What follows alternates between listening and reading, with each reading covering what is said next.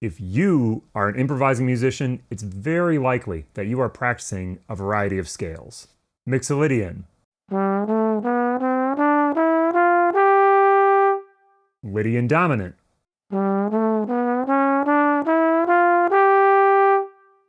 maybe the altered scale.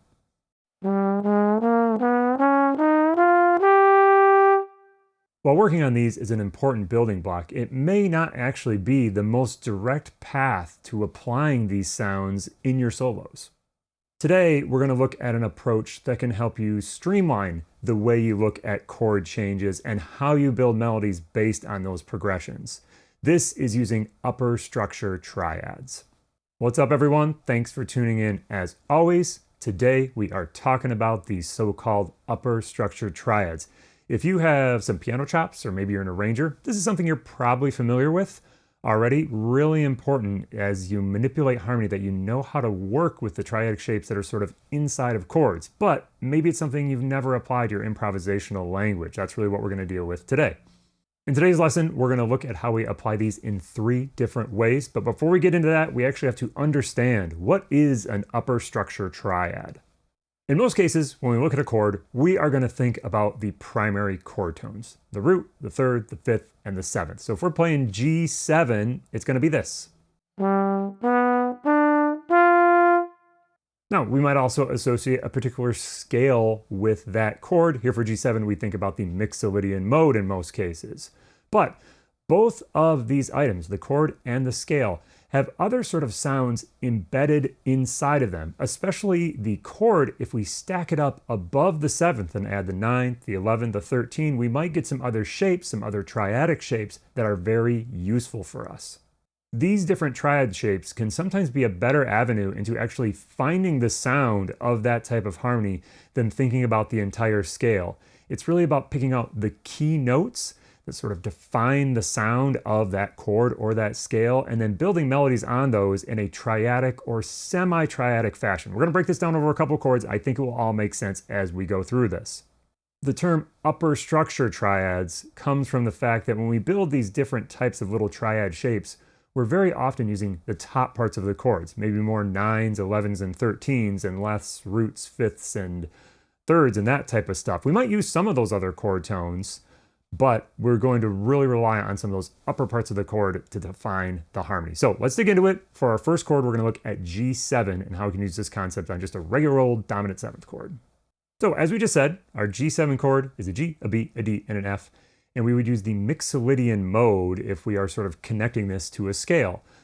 Now, this one is almost barely an upper structure triad because we're still going to use some of the primary chord tones, but I do think that it is a great way to access some of the key sound on Mixolydian or on a dominant 7th chord. So what we're going to do, we're going to go up to the 5th note of that G Mixolydian mode. So we're going to go up to a D, and we're going to build a minor triad based on the 5th note of that scale.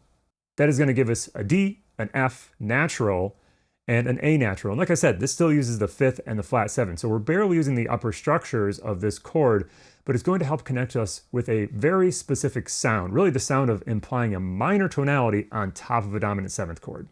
Let's hear what this would sound like if I just played the triad.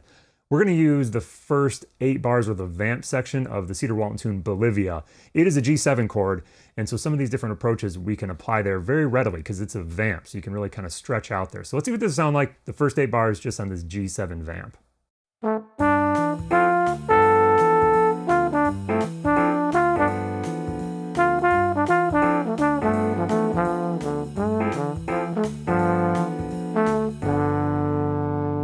Okay, cool. That's fine, but in all honesty, that is a little dry. Just limiting yourself to the triad is going to get you to think in the right direction, but possibly in actual practice, it's going to be too limiting. It's very hard to create melodies over just one chord if you're just thinking about triads. So on a vamp like this, I really love to maybe extend beyond just the triad by adding 1 or maybe 2 extra notes to that triadic shape. Lots of different ways you can do this. You're going to want to choose notes that are within the scale, but are going to give you sort of little shapes to play with. So here, I might try to add a G natural or maybe an E natural. I can tell you it's also very effective if you think about the pentatonic scale that's based off of D minor, so a D minor pentatonic. Again, sort of extending this upper structure triad approach.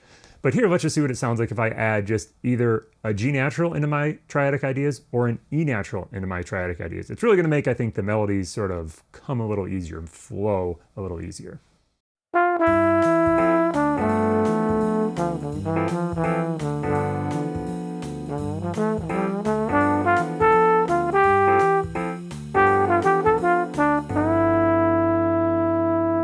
Cool. To my ear, that sounds a little more musical, but still has this sort of triadic underpinning at its core to get the ideas flowing. So that is G7.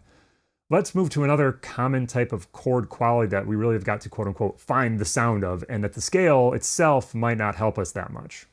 This sound is the so-called Lydian sound, or in our case, we're going to look at Lydian dominant. Now, Lydian dominant is one of the modes of the melodic minor scale. And so you could just think about the scale with a sharp 11 and a flat 7. So that can be cool, and that can kind of get you in a direction, but I think if you really want the quickest way and the most distilled way to find the sound of Lydian, you are better off thinking of a major chord that is based off of the second note in that scale.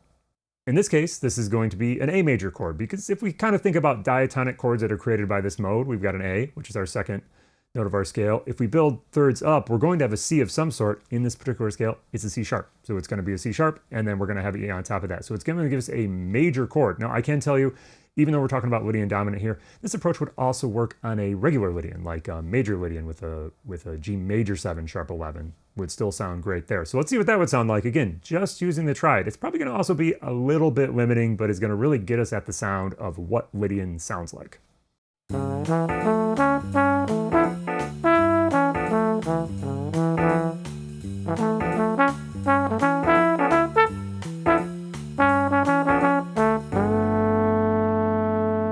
Now, just like before, the real trick comes when you start to add some other notes in here. So what if I just added the B natural in there? So that's going to create sort of what we might call a tetrachord, I guess, where we have an A, a B natural, a C sharp, and an E. So this little triadic shape with one extra note in there is going to be very fertile ground for building melodies.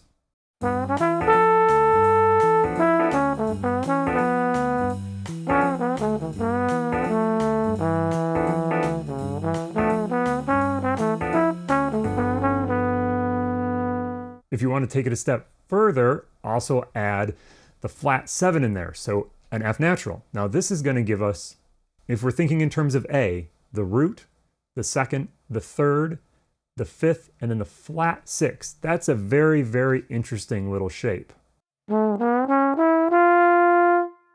It has sort of this harmonic major kind of vibe going on.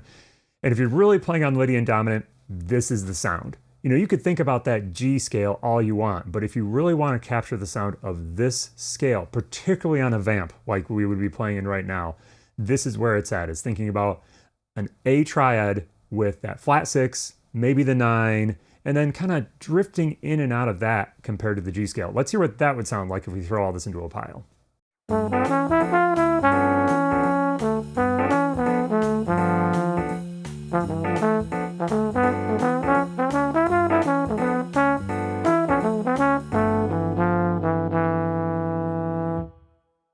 Cool. This one specifically is the one that really opened my eyes to this approach to thinking.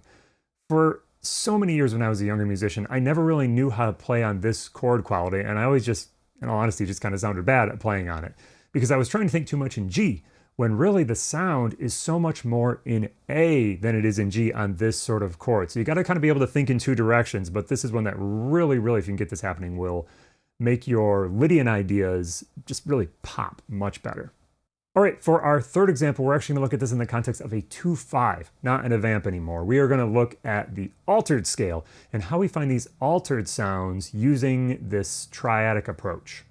There's actually a couple of triads that you can build with the altered scale that are all very useful. You could think, if we're thinking about G7 altered, you could think about a D flat major triad. That would be great. You could think about a B flat minor triad. That would also be very useful. The one we're going to actually look at is an A flat minor triad shape over top of G. So if you know your G altered scale, it is the root, the flat 9, the sharp 9, the major 3rd, the sharp 11, the flat 13, and the flat 7. This can kind of help connect if you know a little bit about the parent scale that this is coming from. G alt is a mode of melodic minor. It is the 7th mode of A flat melodic minor. So that's why we can kind of make this connection is if we're playing an A flat melodic minor and we start in a G, we're going to get all of these interesting alterations. And that's where this sort of like triad can come from. Now, I don't necessarily use this parent scale approach too much in my own sort of way of teaching and thinking about harmony, but here it really, really works. So this is going to give us some of the more interesting notes in the chord. It's going to give us the flat 9, the major third, because we're going to have a C flat, which is the same as B natural, and then also the flat 13. This is very potent kind of like way to connect with the sound of altered by just having a couple notes from that altered scale. As I said, we're going to look at this in context of a 2-5-1. So let's look at like a 2-5-1 lick that we might practice. The first half of this lick is pretty meat and potatoes, just sort of arpeggiating up the 2 chord. But then when we get to that G7, flat 9, flat 13, we're going to land on the flat 13 and then arpeggiate just right down through the triad. Nothing special, just down through the triad and then resolve from the major third up to the 9 of the 1 chord. So that lick sounds like this.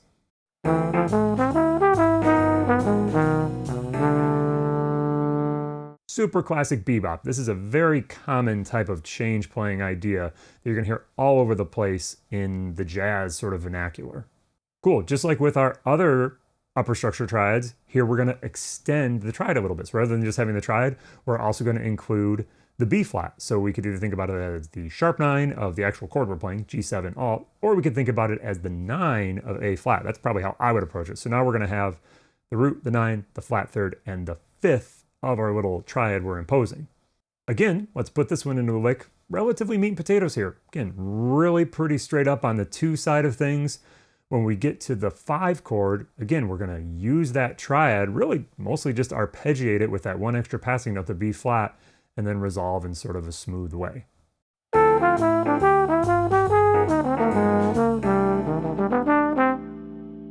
One more lick before we get out of here for today. This is one that I really like to use. So you can actually sort of extend this concept as a whole and do it on both chords. So on the 2 chord, rather than just thinking about D, I'm actually going to think of a minor triad based off of the 5th of that chord. That's going to be an A minor shape. Now, I'm not strictly thinking about like A minor or A Dorian. If I thought A Dorian, that's actually going to give me an F sharp, which would not be in the D minor 7 chord, but just sort of A minor tonality. Not really all the notes necessarily need to be there. So that's going to be my first idea on the 2 chord. And then when I go down to the 5 chord, you know, it can kind of move down by a half step. So I get like an A minor shape, moving to an A flat minor shape, and then it's going to resolve to C. That can just be, you know, nice for voice leading. So that lick might end up sounding like this.